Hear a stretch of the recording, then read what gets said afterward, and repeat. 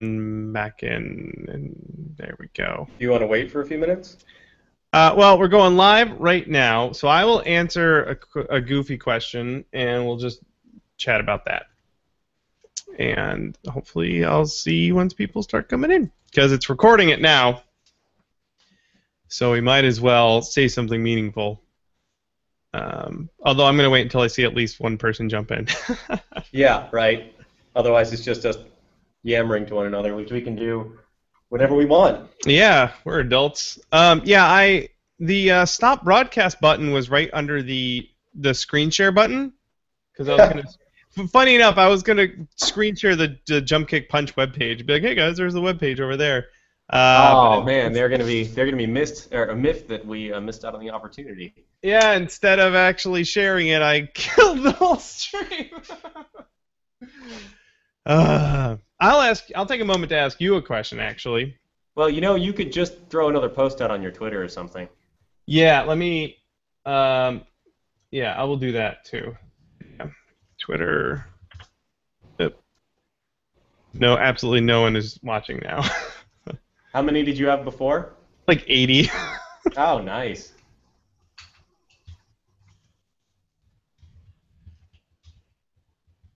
I hope this doesn't kill your whole recording, too. Oh, it gets automatically recorded. That's fine. Hmm. Mm-mm-mm.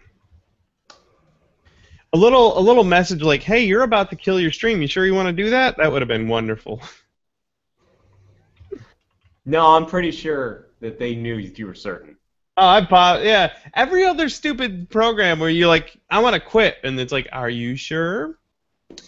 But the live stream, no. All right, people are jumping back in. I'm going to ask you a question, Harrison. You ready? I'm ready. So one thing that I really like on this gun is the paint chips here. The like chipped off kind of paint thing. Yeah. And I like how deep the chips are. Yeah. And how it goes through multiple layers. So like the teeth area right here goes down to the silver underneath. Yep. Now, what did you use to mask all of that? Because I was playing with that the other day. Yeah, I saw that you were using the liquid latex Yes. for yours. For mine, I used. Oh, you know what? I'm trying to remember now. I probably need to dig around in my drawer of goo to see if I can remember what it was. Because normally I use like condiments. Yeah, like mustard. Ketchup. Ketchup's good. I've used toothpaste in the past. Oh, it was Gojo. Gojo? Hand soap, dish soap, mechanics. Oh. Yeah, it's Gojo is just. I mean, it's just it's soap. It's got little granules in it. It's got citrus. It eats through crap like this that's on your hands. Yeah. So I used Gojo and just sort of brushed it on there with a small paintbrush, toothpick.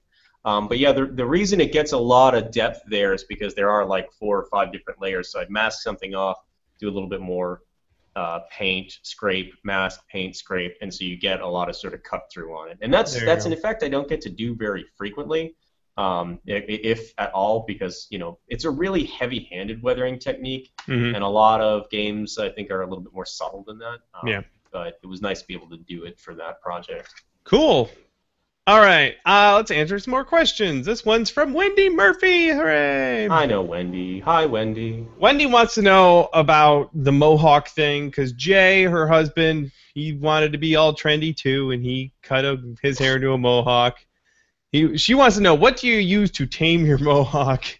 I think that she assumes you try and tame your mohawk, which maybe... No, not really. No, it's a combination of 2 things. Apathy and Bondo dust.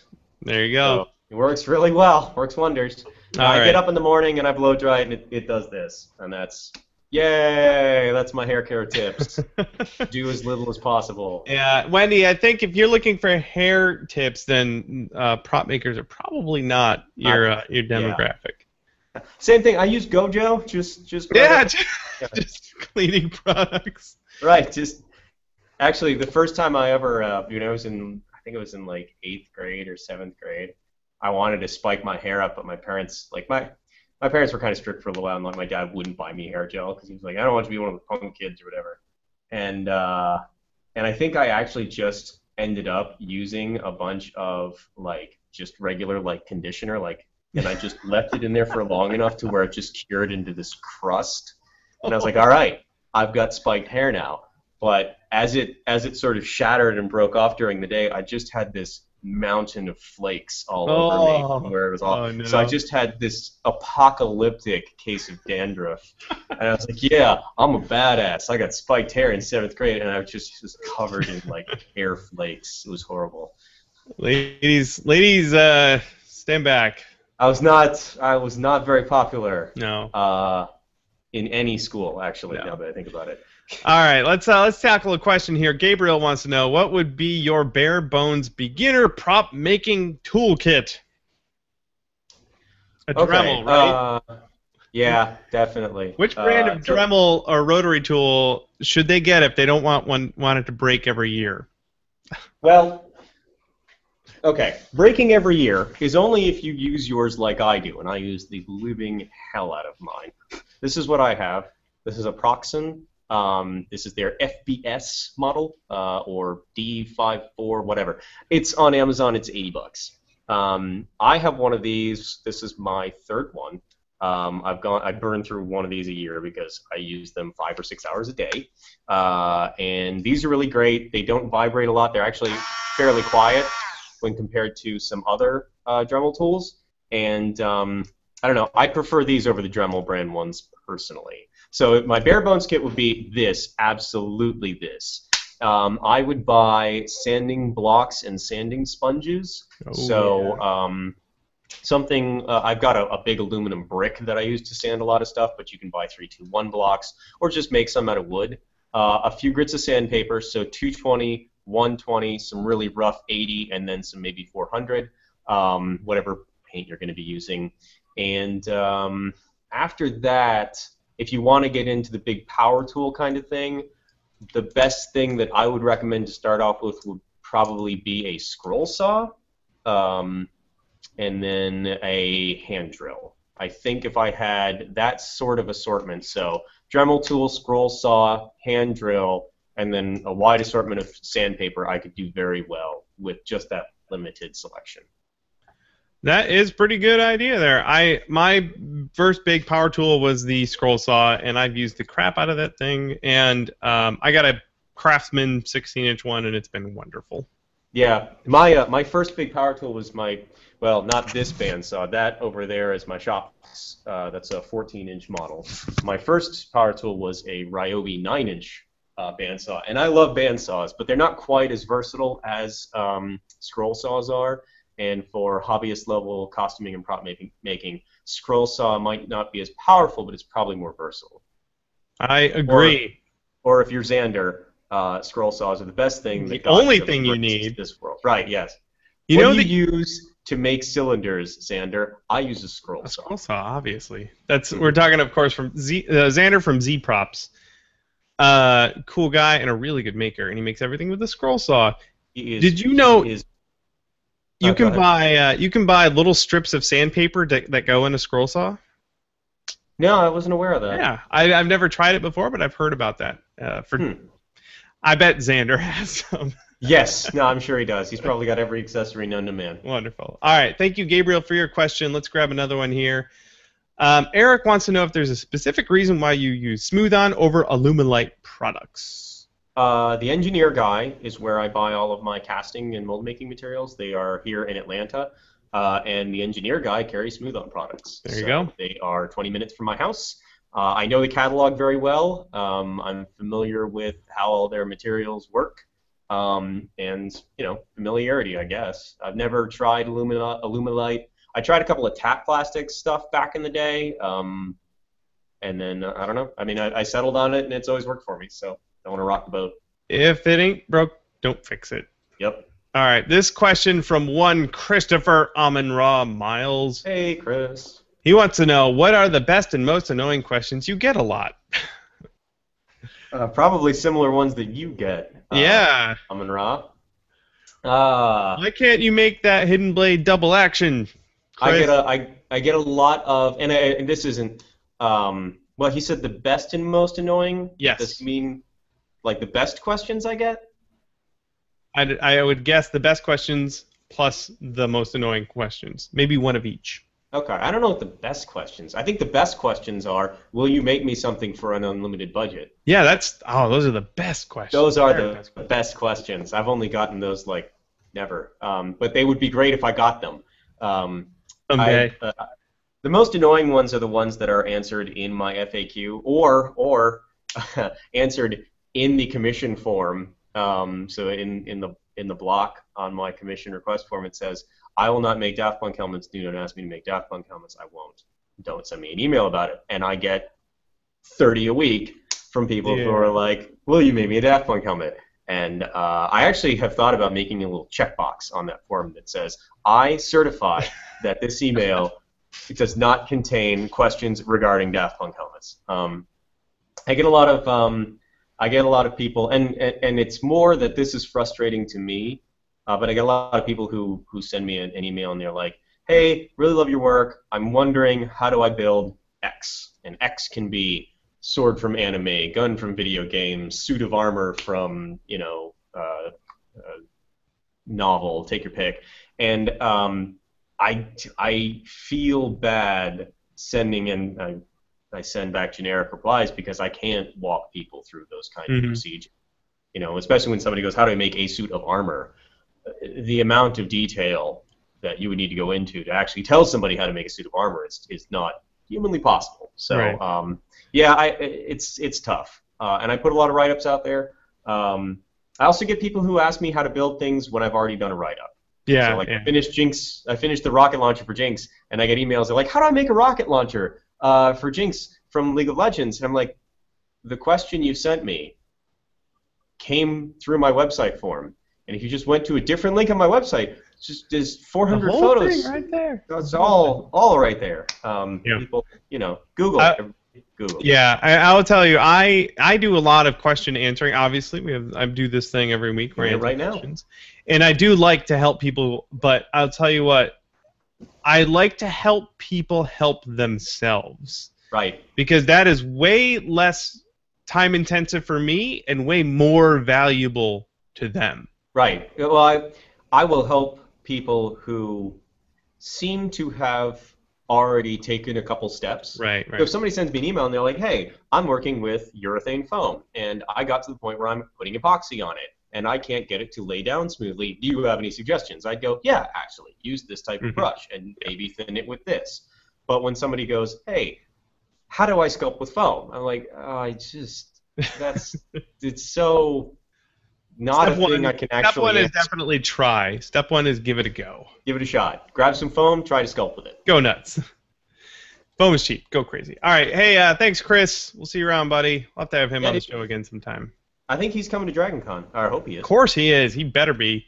No, I know he is, actually, because I gave him one of my hotel rooms. All right, then. Not gave. He's paying for it.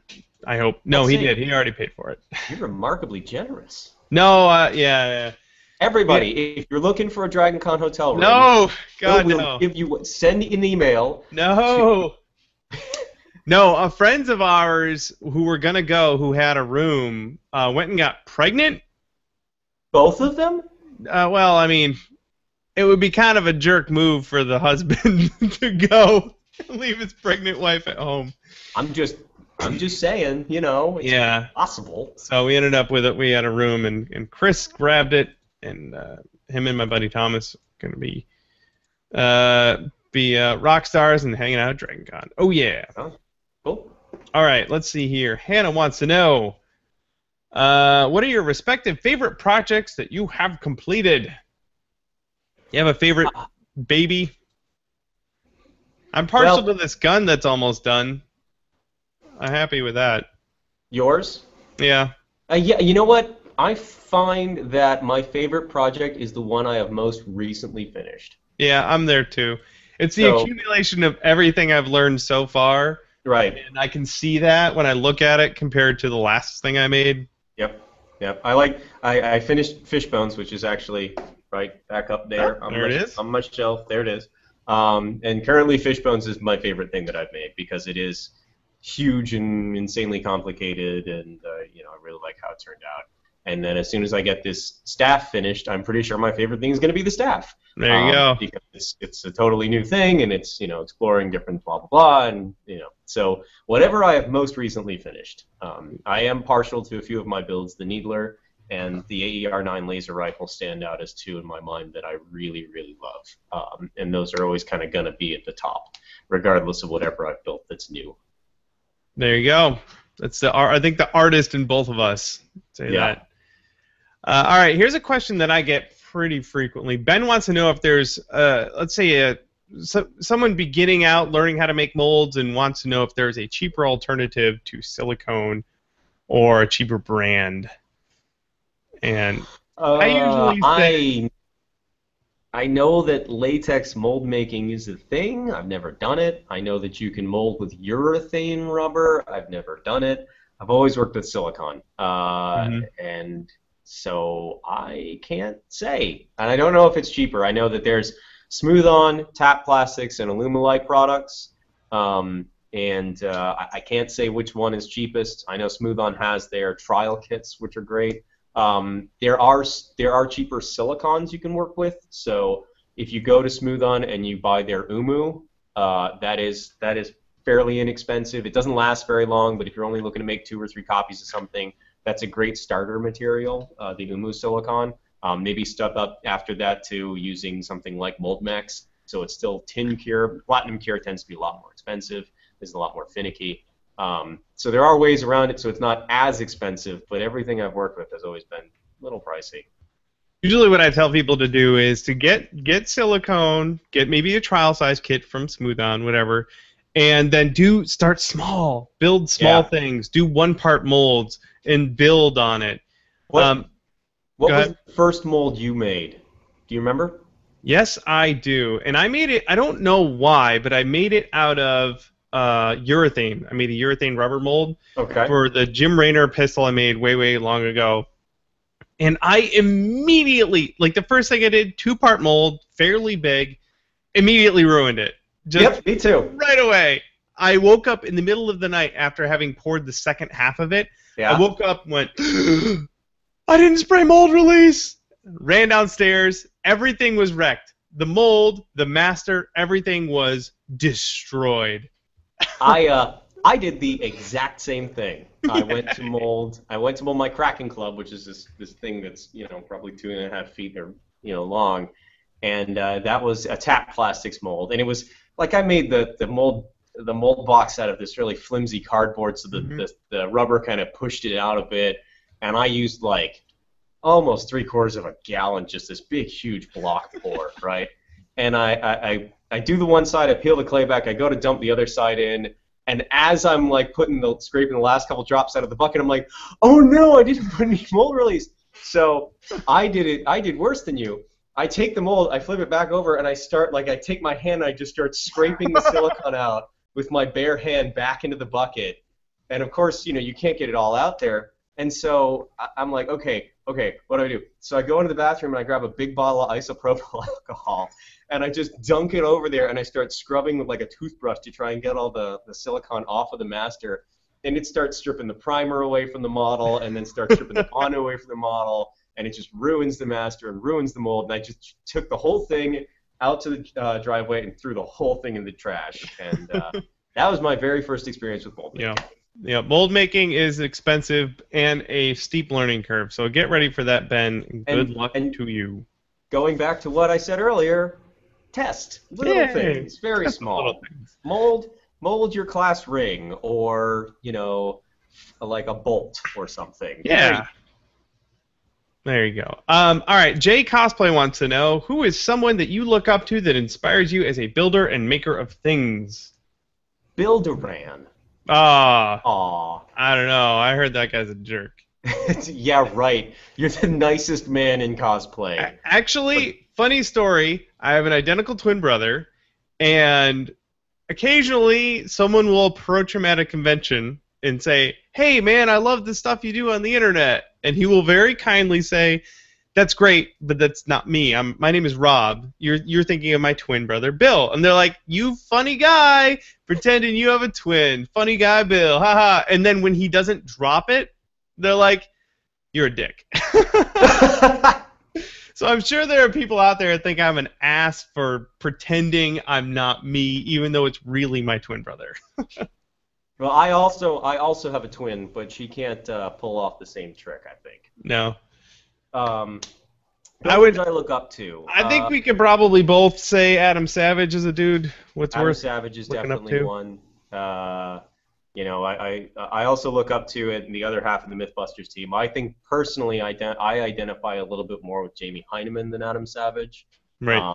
I like both of them. My personal build style is a little less flamboyant and less public, I suppose. I'm not the guy to do the big shows and the videos and the being in front of camera and that kind of stuff. I tend to be a bit of a hermit and stick in my shop and just work.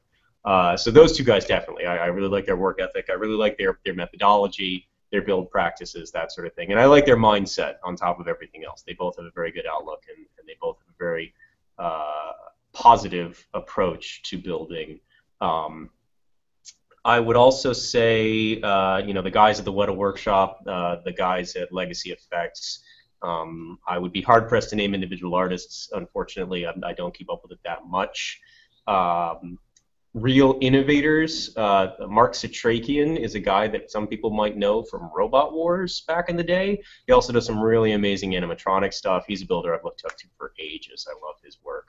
And then another guy who was sort of my mentor when I got into this, although I don't think he knows that, was Mike Iverson. He goes by Blind Squirrel Props.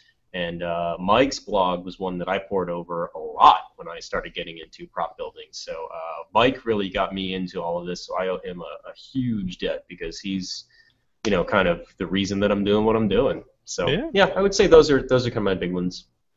I know that when my buddies and I were really starting to get into cosplay, we did Team Fortress characters in like 2009 or something.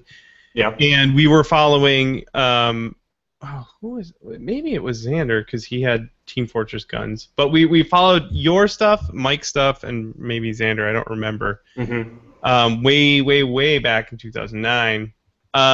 But then, actually, when I ran into and met you at Dragon Con, like a couple of years later. Yeah, I think it was 2011. Right. That's when I was still at my day job. I know you had recently quit your day job to do the prop thing full time.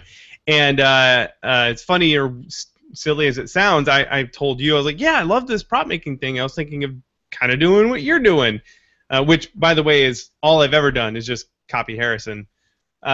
Which is fitting considering that we replicate stuff all the time. Right, so we're replica artists. Yeah. So I'm just copying. I'm doing a very good replica of your career. Right. Oh yes, definitely. But I told you that I was thinking about doing it, and you were like, "Well, why don't you?" And I was like, "Fair point, sir." And 8 months later, I was like, "Screw this job!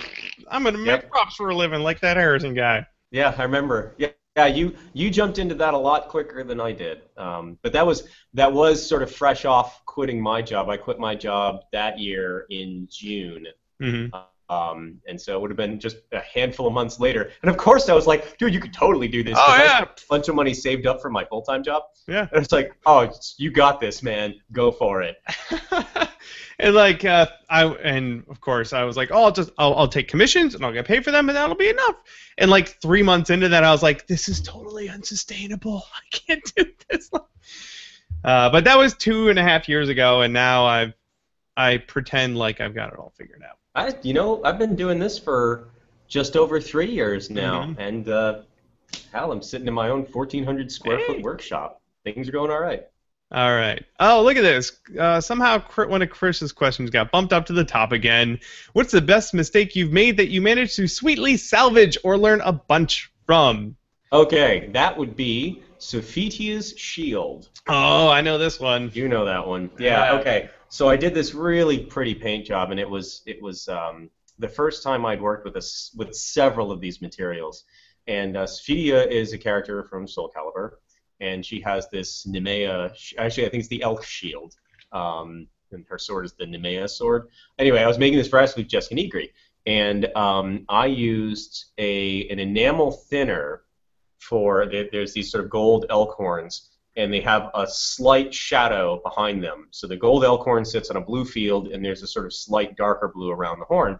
And I used Tester's enamel thinner with some metallic dark blue enamel to make that shaded pattern around there. Put the whole thing together, and I was using 2K urethane clear coat for that.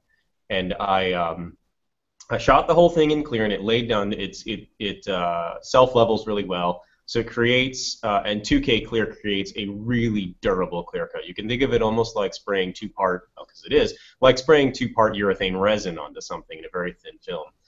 It's what people use in auto body work. So it laid down gorgeous, and it was really pretty. And I walked inside, and this was back when I still had my shop at the house. And I really like to show Emily stuff when I finish it up. So I walked inside, and I went to get Emily, and I'm like, you got to see this. It's so gorgeous. I'm so proud of this paint job, and the clear coat looks amazing. I walk back outside of the garage, and the whole thing, wherever I had used the enamel thinner and airbrushed, had reacted with the 2K clear, and it basically ate all the way down to the base coat silver and just made these horrible cracks that peeled up all over the entire piece. So the whole thing was just, some of these were almost 1/8 of an inch tall off the base, just these massive crags everywhere but the gold horns. The gold horns were still perfect. The gold rim around the outside was perfect because it didn't have that dark blue enamel with the thinner.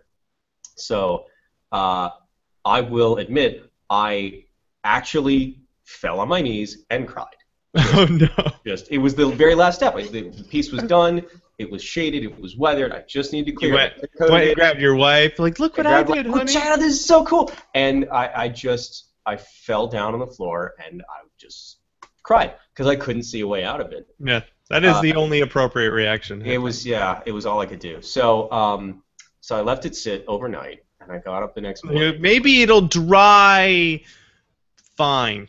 No, as I recall, I let it sit overnight because I had like 6 beers. Yeah. And I really couldn't work on it. So I was like, I went inside, I had a lot of drinks, and I played some video games, and I tried not to think about it.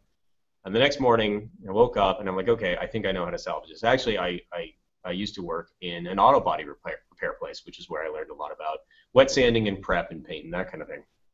And so I started with 400 grit sandpaper and worked my way up 400, 600, 1,000, 2,000, 2,800, or 2,500. And then after all that was done, I shot the whole thing with enamel clear coat, several layers, let it cure for 3 days, same process, 600, 1,000, 2,000, and then buffed it with swirl remover, rubbing compound, and then like 4 coats of wax. And the neat thing is that pattern, that craggy pattern, once I sanded it all back flat, created this really amazingly cool ripple effect that now sits under like 3 layers of clear, so it looks like a really amazing paint job, like a really interesting, it's got a lot of depth to it. The effect is really cool. Jess ended up loving it. She thought it was really awesome. It took me like 4 days to correct that mistake, and I think in the end it looked better than it would have ever done if the clear coat had worked the first time. Right. So I salvaged it. It looked gorgeous. To this day, I'm not happy that it happened. I'm not happy with the result, but I am happy that it looked good when it was all said and done. Right. If you had to do that again on purpose, do you think you could? Yes, definitely. Okay. I know exactly how to do it. All right. So if I needed to do it on purpose, it would actually be kind of a neat. I was lucky it didn't crack up around the gold because it ended up looking very intentional. Oh yeah. If I needed to do it again, I could replicate it very easily. I know all the ingredients. It's just a matter of if I ever have to do that. All right. Thank you, Chris. I wonder what sort of disasters Chris has had. I'll have to ask him next time he's on. Yeah. All right. Here's one from Ice Pick. What is the next big tool purchase that you are saving for? I know exactly what I'm getting next. Yeah? Yeah. I'm getting a laser cutter. All the cool kids have one. I need one. Well, let's see. I'm pretty well set up right now, and there's not much I need. It's one of two things. it's either going to be a machine lathe, so I can turn metal Ooh. parts, or it's going to be a 3D printer. Crap. Now I have 2 more things to put on my list. Well, I mean, since moving into the shop, I now have room and capabilities. I've got a MIG welder, I have a rotocasting machine, I've got a paint booth, and those 3 things have just changed how I build entirely. All right. I have 5 more things to put on my list now. And a table saw. That was fun. Yeah, shit. I need a table saw too. All right. There you go, Ice Pick. Thank you for your question. Let's see if we can chew through a couple more. Let's see here. Where was I? All right. Well, what has been... Oh, this is a good one. What has been the best method of promoting your prop business? And I will tell you, my own personal anecdote here is that being super active in the community, both the prop making community and podcasting communities and networks that I'm a part of and active in, and helping people and friends in those communities with their projects, and it's a sort of thing where if you want help, be helpful.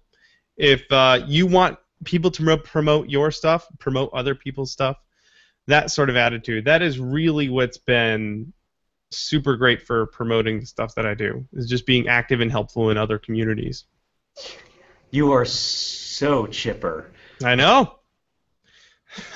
Just like you need some sort of voice changer so you can be a blonde cheerleader. It's just sure. It's adorable. I will tell you though, the podcast network thing is really important. In the world of prop makers and cosplay, I am one of several prop makers. But by the way, the Frog Pants community of podcasts, where I do guest spots on every week, in that community, I'm the only prop maker, which makes me unique in that space, and that's been super helpful. Also, the community is just full of really amazing people that I like to associate with. Okay. That all good points. Yeah. And I definitely share your perspective on engaging with the community. I think that detailing your projects, documentation is really big. I think that sharing tips and tricks and techniques is really big. So you find out something neat, you share it. People always love to learn how to build things and how to take their builds to the next step. The 2 things that I would suggest to anybody who wants to get their work noticed is, first off, and I know you've talked about this, and I talk about it whenever I do a panel, spend a lot of time and get good photos of your finished pieces. And I know some amazing prop builders out there who get done with a project and they get a 0.8 megapixel camera and they throw their new sniper rifle on grandma's floral print couch and they take a out of focus flash photograph and they throw it up on Facebook, and then they're like, why doesn't anybody like my work? It's so good. And their work might be good, but no one can tell. Putting a Halo rifle on a pile of dirty laundry doesn't make it look good. Unless that's your thing, if you can really make the dirty pile of laundry thing. I don't think so. That. It's just get enough light, get an in focus shot, get some really good detail shots. Showcase your work as though you are, because you are, an artist showing a portfolio piece. Mm-hmm. Make it as good as possible. Don't Photoshop the living daylights out of it. Make it accurate. Make it real. Yeah.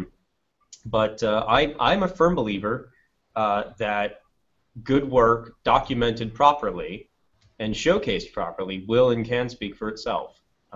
If you do quality work and you are not transparent necessarily, but you're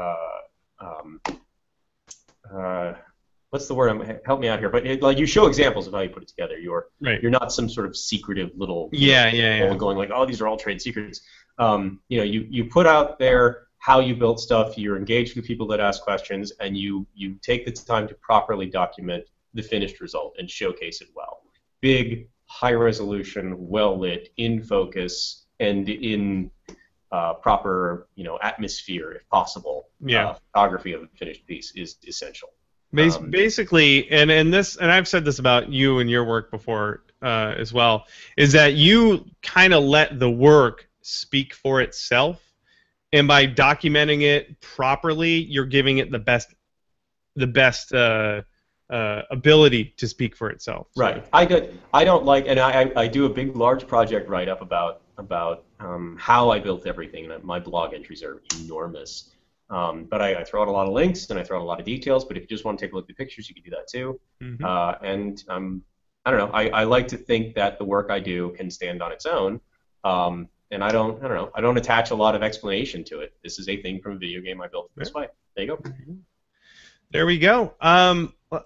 It's 6 right now, but we did have that little hiccup. Do you mind taking just a couple more? Dude, I'm here as long as you want it. All right, cool. Let's see here. This one, oh wait, this one was right here from Ian. Ian wants to know, can you suggest any websites for people who want to start learning how to make or program electronics for their props? And Fart Fun. Fart Fun? Yes, Fart Fun. No. Spark Fun. Fart Fun. Sparkfun.com. I wonder if fartfun.com is taken. I wouldn't go there. I really wouldn't if I were you. It's a wholesale florist, actually, I think. Oh my goodness. Sparkfun.com is one of them, and Adafruit.com is another. How do you spell Adafruit? Adafruit, like Adafruit. Okay. FartFun is taken. Fartfun.com is taken, but .net is available. I'm trying to help people here, Bill. Right. Can we stay on topic, please? Sure. Anyway. It is a total side note, but oh my god, yeah, FartFun is definitely a fetish porn site. All right, cool. Yeah, what the hell did you think it was going to be? So many of the people that are friends of mine. My friend Mark is a woodworker and very highly respected in his field, professional. Harrison, same thing.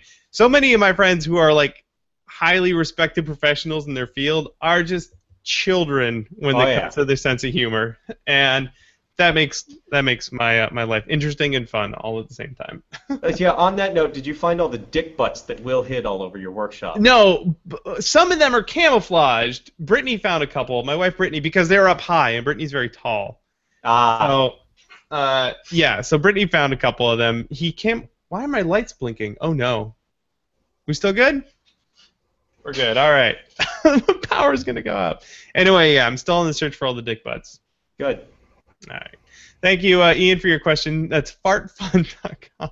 Sparkfun.com. Fartfun will not teach you about electronics. No. All right. Let's grab one more, and then we'll get out of here. Let's see. I'm trying to pick questions here. What's the most difficult? Nah. That person was like, oh, he's gonna read my quit. Oh. Sorry. Here's a good one. This is one that we can both send some info at. The question being, do you do this for a living, and how would someone go about making this a career? This being the prop making. So yes, both Harrison and I both do prop making as a career. Mm-hmm. And I'm gonna guess that Harrison would say something to the tune of, if you have a good day job, maybe hang on to that for a little while.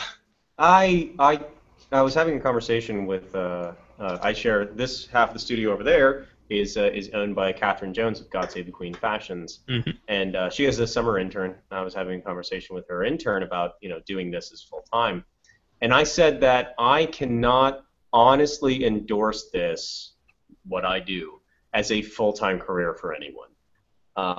If somebody walked up to me and they're like, I'm thinking of becoming a prop maker, should I become a prop maker and do what you do for a living?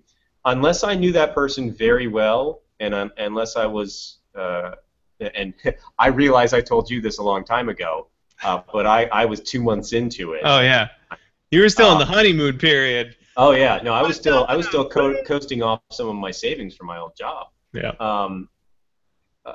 Unless I knew that person had the requisite amount of drive to pursue a freelance career to the extent that you need to in order to sustain income, I wouldn't honestly recommend it to them. I would say that maybe you should stick with a full-time job that, has responsibilities in 9 to 5 and clock in and clock out, or, try to work in an environment that's more structured. A lot of people won't do well at this kind of thing because it requires a lot of self-discipline with regard to your work ethic. You have to know that the only way for you to get money and to get work done is to get out of bed in the morning and go to your shop and get the work done. And sometimes that means 12 and 14-hour days, 7 days in a row. When I first started doing this, when I quit my job back in the day, I didn't have a day off for a year and a half unless I got sick.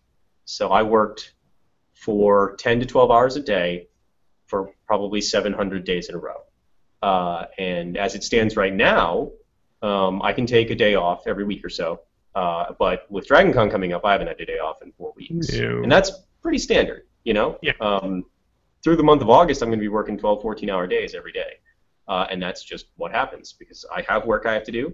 And once you kind of start getting established and get your name out there, then people come up to you. And I've got a lot of great corporate clients, a lot of good companies that come up to me, but their deadlines are awful. I got an email a couple weeks ago from a company that wants a few things for PAX, and they said, hey, we want these 2 very complicated guns, and we need to have them by the end of August. And I took it. It's a great job. I don't want to turn them down, but I have to take that work down because I don't know if I got work coming on later. So it is a viable career. It is a viable way to make a living, and it's very fulfilling. Don't get me wrong. I love doing what I'm doing, and my worst day here, when I fell to my knees crying after ruining that shield, my worst day at this job is better than the best day I had at any other job in my life, hands down.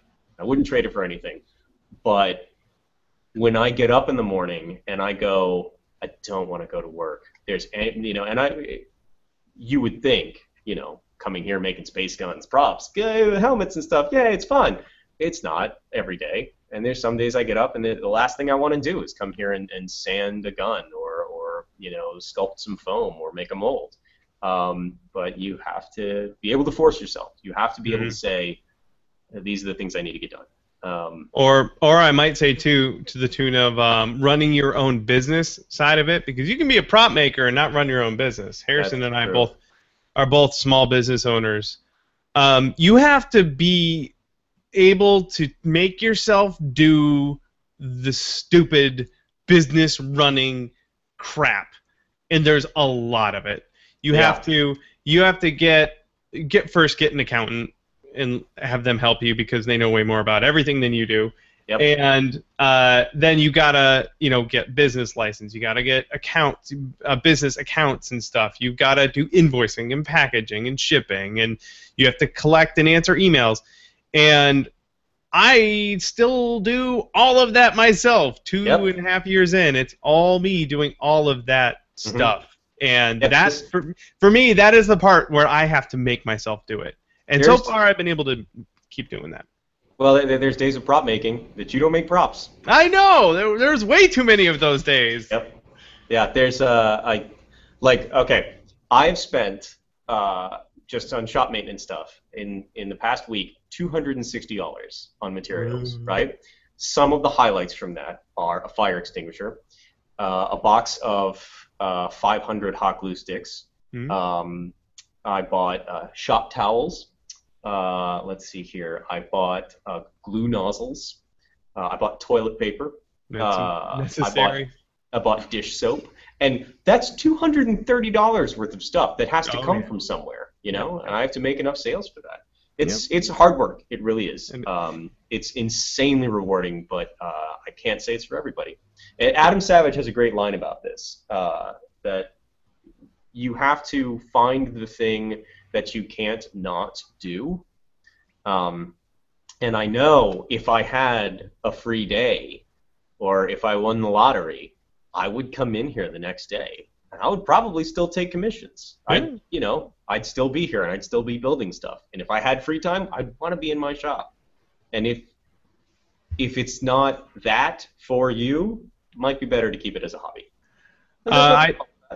No, there is nothing wrong. The point when I knew that it couldn't just be a hobby for me anymore. I worked at Microsoft. My wife was working during the day and I was working at night. So during the week I never saw her, which sucked, but I had a ton of free time. And I woke up, I worked out, and then I built props until I had to go to work. And I did that for like 5 months straight, and all I could think was, you know how much more I could build if I didn't have that job to go to every day? Yeah.